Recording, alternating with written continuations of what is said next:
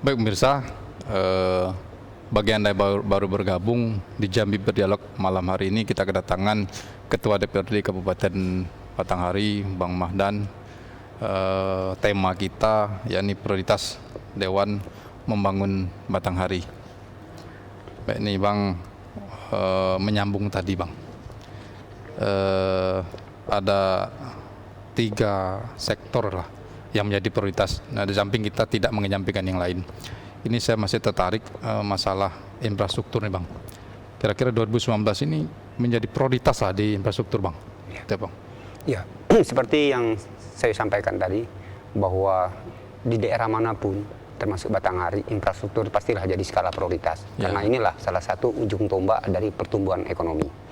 Bicara infrastruktur, kalau tadi saya sampaikan ada jalan dan jembatan, maka di Kabupaten Batanghari kita menekankan karena di 2018 kemarin terabaikan, sehingga 2019 kita minta ini akan dilaksanakan kembali, yaitu infrastruktur di sektor pertanian dan perkebunan. Bahwa di perkebunan ini seperti kita ketahui Kabupaten Batanghari sebagian besar, bahkan hampir 90% adalah hidup di sektor perkebunan pertanian. Ada kebun karet, kebun sawit, kemudian sektor pertanian sebagian. Nah, ini harus didukung dengan infrastruktur jalan. Nah, jalan yang kita maksud adalah jalan produksi perkebunan ataupun jalan produksi pertanian. Ini perlu dalam rangka apa? Supaya hasil pertanian dan perkebunan ini bisa didistribusikan dengan cepat. Karena kalau hasil perkebunan ini cuma karet aja yang tahan lama. Tapi kalau sawit 2 hari nanti sudah restan. Kalau misalnya hasil pertanian lainnya, cabai dan segala macamnya, hasil sayur-sayuran, lambat kita distribusikan ke daerah pemasaran, misalnya ke pasar-pasar kalangan, maka nanti hasilnya akan lain. Artinya nilai jualnya sudah turun atau bahkan sama sekali tidak ada lagi nilai jual. Sawit juga bisa seperti itu. Nah, makanya kepada di 2019 ini, APBD 2019 kita nekankan juga kepada pemerintah daerah agar tidak mengabaikan yaitu pembangunan di sektor infrastruktur perkebunan dan pertanian. Cukup dah Bang APBD Batanghari? Kalau bicara cukup, kita bukan bicara cukup atau tidak, harus dicukupin. Nah, gitu. Dan maksudnya ada tidak dari provinsi maupun dari APBN Bang? Nah, ini dia, kalau misalnya kita bicara kepada bantuan provinsi ataupun dari APBN terhadap infrastruktur, ini dia menyangkut kepada infrastruktur yang non perkebunan, untuk infrastrukturnya. Tetapi sebenarnya ketika dia membantu kepada Kabupaten Batanghari melalui dana DAK, juga ada terkolerasi kepada perkebunan dan pertanian. Tetapi kalau jalan produksi khusus, ini sebenarnya dari provinsi bisa bantu. Tapi tahun 2018, 2019 nggak ada nih bantuan untuk dari provinsi nih berkenaan dengan jalan produksi ini. Kalau 2017 yang lalu ada itu. Kenapa Bang? Nah, ini kemarin kita sempat musrenbang kabupaten, kita pertanyakan juga mengapa ini akhirnya di 2020 ini dalam musren kemarin kita usulkan supaya pihak provinsi juga bagaimana memperhatikan Kabupaten Batanghari di sektor perkebunan dan pertanian. Tidak bibit saja gitu loh. Batanghari juga ada bibit, provinsi juga ada bibit. Tapi kalau bibitnya sudah bibit asli, katakan kalau sawit selama ini bibitnya bibit dura, nah sekarang pemerintah daerah dan pemerintah provinsi sudah bersepakat agar diganti semua bibit petani itu menjadi bibit yang tenara. Tetapi belum cukup kalau tidak didukung oleh infrastruktur yang memadai. Betul. Panennya nanti yang celaka 12 kita. Nah, itu. Ini berbicara infrastruktur baru Bang ya? Udah rumit Bang. Kalau fokus di pendidikan lah Bang. Nah, pendidikan seperti yang kita sampaikan tadi, bahwa pendidikan juga tidak terlepas dari infrastruktur. Walaupun sebenarnya sudah saya sampaikan tadi, Batanghari lebih menekankan kepada kualitas. Mengapa? Karena kalau kuantitas, tidak perlu kita sosialisasi, semua berebut mau sekolah sekarang. Ini berarti kita bersyukur. Artinya ada peningkatan keinginan motivasi dari orang tua kita, orang tua dari masyarakat untuk menyekolahkan anaknya. Minimal ya sampai SMA kita berharap. Tentu lebih tinggi lagi ke perguruan tinggi. Tetapi dalam hal ini kalau kita dalam rangka ini dalam rangka meningkatkan kualitas pendidikan, maka infrastruktur pendidikan juga jangan ditinggalkan. Nah, itu kita tekankan jadi skala prioritas. Juga termasuk membangun MCK di setiap SD.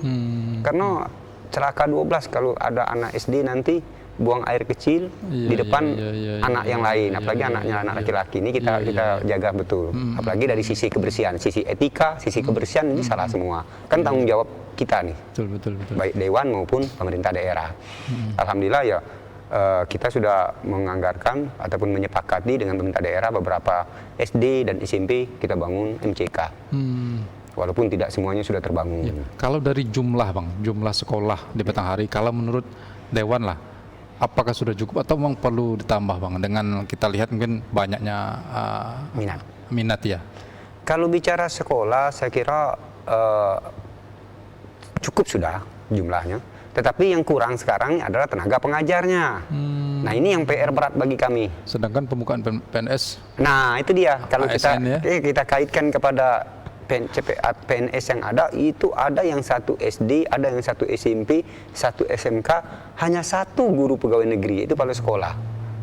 Semuanya tenaga honor. Nah ini tadi kalau kita kaitkan bagaimana kita bicara kualitas ya. Kalau SDM tenaga pengajarnya masih kurang, yang cuma satu pegawai negeri yaitu kepala sekolah. Dan ini sudah kita sampaikan di Musrenbang Provinsi kemarin. Tanggapan Bang dari provinsi? Nah provinsi juga kewalahan ya karena ini berkenaan dengan penerimaan pegawai negeri. Berarti ini sebenarnya dari pusat gitu. Iya. Tetapi lucu di Batanghari ini sebagai koreksi, sebagai kritikan kami kepada pemerintah daerah dari Dewan, kalau kita ke Jakarta, ke Departemen Pendidikan, bahwa dilihat dari rasio kebutuhan siswa terhadap guru, Batanghari sudah cukup. Cukup ya. Sudah cukup.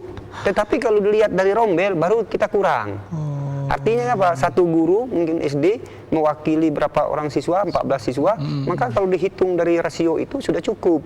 Tetapi ketika dihitung ke rombel kurang. Nah, di mana persoalannya? Ada penumpukan pegawai negeri sipil di kota-kota. Nah, ini kita terus kita sampaikan kepada pemerintah daerah, yuk kita buat pemerataan terhadap guru nih. Yang kurang ya kita sepakati masih kurang, tapi yang lebih ini yuk kita geser kepada sekolah-sekolah yang membutuhkan. Tentu kita juga menghimbau kepada PNS supaya ya taatlah kepada sumpah dan janjinya bahwa ketika dia bertugas dimanapun ditempatin dia bersedia, jangan cepat-cepat pindah gitu. Itu. Oke. Nah ini kita beralih ke apa Bang? Ke kesehatan lagi Bang. Iya. Fokus Bang. Iya. Kesehatan Bang. 2019 Bang. Nah tadi juga saya singgung di segmen pertama bahwa kesehatan kita Dewan sepakat dengan pemerintah daerah yang kita titik beratkan di samping pelayanan adalah pencegahan. Kalau pelayanan yang saya maksud tadi bagaimana kita harus ramah, bagaimana kita harus 24 jam melayani masyarakat. Di samping itu bagaimana kita juga memberi pendidikan kepada masyarakat bahwa lebih baik mencegah daripada mengobati. Nah, kadang-kadang kita ini kan jangankan bicara mencegah, merokok ini kan juga tidak berarti artinya kita tidak ikut mencegah diri kita untuk tidak sehat. Ini kita upayakan. Makanan-makanan yang bergizi misalnya terhadap anak-anak ini juga seperti pencegahan. Pencegahan yang kita maksud seperti saya sampaikan di segmen 1 bahwa pencegahan terhadap penyakit menular dan non menular. Yang non menular jangan dibilang tidak berisiko tinggi. Contoh ada stroke, ada jantung, ya kan? Ada hipertensi. Ini yang juga harus kita perhatikan. Nah, pola makan. Di Batanghari penyakit apa Bang yang kira-kira jadi perhatian serius Bang? Kalau sekarang, kalau misalnya yang hebohnya penyakit menular, maka menurut saya sekarang juga menjadi heboh penyakit non menular, seperti stroke, kemudian seperti hipertensi. Ini yang selama ini nggak ada ataupun kurang. Akhir-akhir ini malah banyak. Artinya apa nih? Pola makan ini yang harus kita perhatikan. Pola makan ataupun pola hidup. Nah, ayo kita pola hidup sehatnya kita jaga. Makanan-makanan yang terjamin kesehatannya. Kemudian juga olahraga yang teratur. Lengkap lah pokoknya. Kalau kita bicara hidup sehat, tidak cukup kepada makan yang sehat. Tapi memang keteraturan kita hidup. Infrastruktur di bidang kesehatan Bang yang menjadi fokus Bang apa? Nah ini kalau infrastruktur di bidang kesehatan, yang pertama yang perlu kita sebenarnya kalau infrastruktur saya kira untuk gedung-gedung sudah hampir memadai semua lah, sudah hampir cukup. Tetapi lagi-lagi kepada SDM-nya. SDM-nya Bang. SDM-nya di Kabupaten Batanghari ini sebagian besar PTT semua. Sebagian besar untuk ini. Tetapi kemarin ada pengangkatan di 2016, alhamdulillah yang PTT sudah diangkat sebanyak hampir 100 orang. Ini sudah membantu kita nih menjadi PNS. Tetapi masih ada bidas-bidas yang PTT, kemudian perawat-perawat yang PTT di puskesmas. Ini juga kasihan gitu. Iya. Tapi ya lagi-lagi kembali kepada rekrutmen dari PNS juga memang sangat terbatas. Tahun ini belum ada Bang ya? Kita kemarin sudah dapat dari guru juga sudah dapat, kesehatan juga sudah dapat, kemudian birokrasi umum juga sudah dapat. Sudah cukup dah Bang? Tidak cukup. Tidak cukup. Tidak cukup. Untuk guru dan kesehatan itu paling banyak. Terus ada yang kemarin program yang P3K itu yang Ya, kita berharap supaya pemerintah pusat itu membuka peluang untuk P3K ini. Maka kemarin juga sempat heboh di Batanghari terhadap tenaga penyuluhan tuh. Yang ada 21 orang kemarin yang tidak sempat untuk mendaftarkan. Ya. Maka sempat heboh kemarin di Dewan. Ya, kita berharap untuk periode ke depan mereka dapat memanfaatkan baik pemerintah daerah maupun tenaga PTT tersebut ataupun tenaga P3K dari penyuluhan itu dapat peluang untuk ikut program tersebut. Biar lebih semangat dong Bang. Iya, jangan terulang lagi lah kejadian itu. Nah, ini sudah banyak lebar masalah infrastruktur, kesehatan, pendidikan Bang. Terus kita beralih ke tupoksi legislasi Bang, 2019 Bang. Iya, seperti yang saya sampaikan, legislasi ini kan juga kesepakatan bersama antara pemerintah daerah dengan DPRD. Bahwa yang kita bahas ini sesuai dengan hasil kesepakatan Prolegda.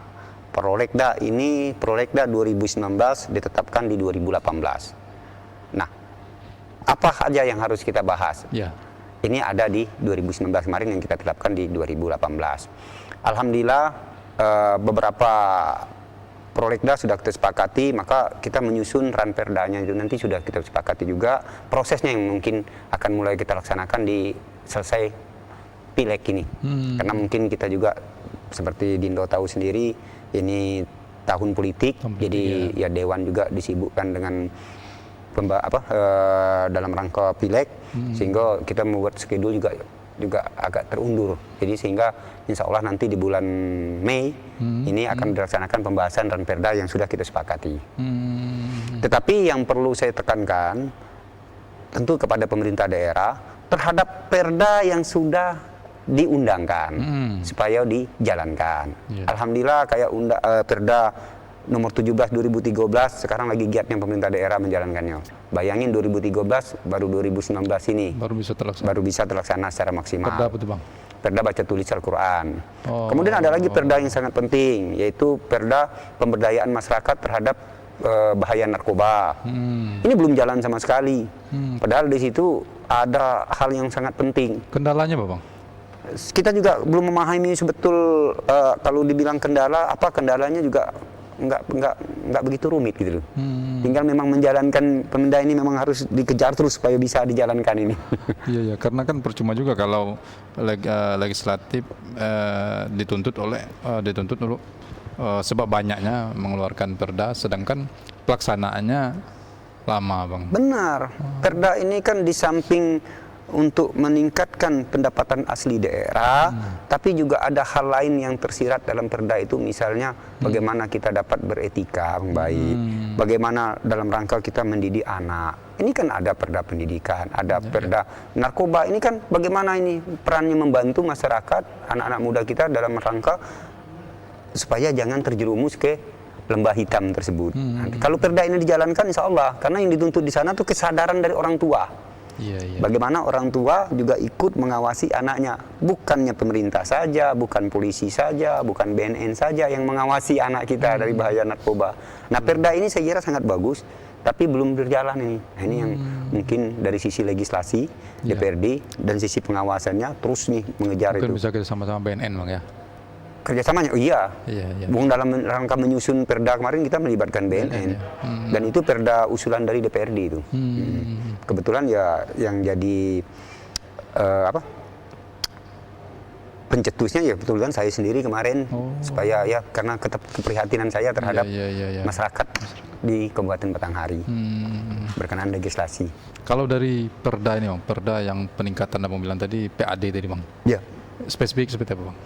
Nah, ada perda tentang restribusi daerah. Nah, ini kan ada yang kita revisi supaya dalam rangka peningkatan restribusi ini kita dukung dengan regulasi.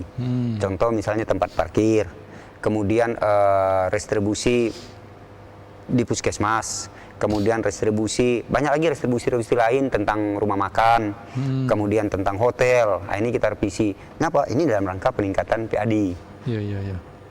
Yang 2018 tidak tercapai Bang kemarin Kalau Perda 2018, alhamdulillah hanya 2 yang tidak kita setujui, yaitu Perda tentang RT/RW, revisi RT/RW. Karena ketidaksiapan dari pemerintah daerah sehingga Perda tersebut tidak bisa kita bahas sampai tuntas. Kemudian ada Perda tentang pemekaran kecamatan. Dari 4 kecamatan yang diusulkan, hanya 3 yang bisa dimekarkan, yaitu Kecamatan Muara Bulian, Kecamatan Mersubulu dan Mersam. Dari 3 Kecamatan Pemayung dan Beduyan tidak bisa terrealisasi. Juga ini kekurang siapan dari pemerintah daerah nih. Kita tidak mau nanti dalam rangka menyusun Ranperda ada regulasi yang kita tabrak. Begitu juga RT/RW. Kalau misalnya dia belum memenuhi persyaratan, kita tidak mau bahas. Daripada nanti kita salah kan. Ya, betul. Ini juga mungkin peran Dewan, mungkin peran semua pihak lah Bang, untuk mengatasi kemiskinan Bang. Karena kemiskinan kan kalau agama itu mendekatkan kekufuran Bang. Benar. Dewan seperti apa Bang? Dewan sangat prihatin kalau kita bicara kemiskinan. Saya kira termasuk siapapun dewannya. Makanya ketika berbicara itu kita ada perdanya tuh. Perda penanggulangan kemiskinan. Itu perhatian kita terhadap itu. Bagaimana supaya pemerintah daerah bertanggung jawab terhadap miskin yang ada di Batanghari. Nah, untuk itu kemarin kita dalam rangka penanggulangan kemiskinan, maka itu ada untuk bedah rumah.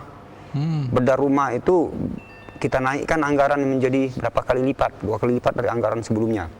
Dalam rangka menanggulangi kemiskinan. Itu, ya. Begitu juga pelayanan kesehatan. Ada hampir seluruh masyarakat miskin, kalau misalnya ada di program pusat tentang Kartu Indonesia Sehat, maka kita juga di Batanghari ini BPJS kita terbitkan, Kartu Batanghari Sejahtera ada juga, kita dukung tuh. Kalau itu walaupun dalam pelaksanaan ini tidak semua yang ada di pemerintah pusat itu sudah penuh, kita langsung masuk ke dalam sana untuk menutupin sharingnya. Kalau kita bicara anggaran, walaupun anggaran tidak mencukupi, harus kita cukupin. Maka kami Dewan bagaimana menseleksi ataupun memverifikasi dari apa yang diajukan pemerintah untuk diseleksi lagi. Kalau ini tidak prioritas kita tinggalkan dulu, yang prioritas kita ambil. Termasuk yang menjadi prioritas kita adalah penanggulangan kemiskinan. Penanggulangan kemiskinan, anak yang mau sekolah dari orang miskin kita minta pemerintah daerah biayain. Dan kita diusulkan oleh Pak Bupati berkenaan dengan bantuan orang miskin yang meninggal, kita setujui. Ini Dewan menyetujui. Ketika itu untuk orang miskin tidak ada satupun program yang diajukan pemerintah kita tolak. Inilah prioritas ataupun kepedulian Dewan terhadap kemiskinan. 2019 ini Bang ya? Dari 2018, 2019 kita seperti itu. Berlanjut terus ya? Iya, berlanjut terus. Nah, maka kalau kita bicara kepada kemiskinan, maka tadi saya bilang apa yang merupakan sektor unggulan di Kabupaten Batanghari ini harus diperhatikan oleh pemerintah daerah supaya nanti kalau sektor itu kita biarkan, ini bukan menanggulangi kemiskinan, tidak cukup di bedah rumah, tidak cukup di bantuan santunan kematian, tidak cukup di beasiswa pendidikan orang miskin. Artinya apa?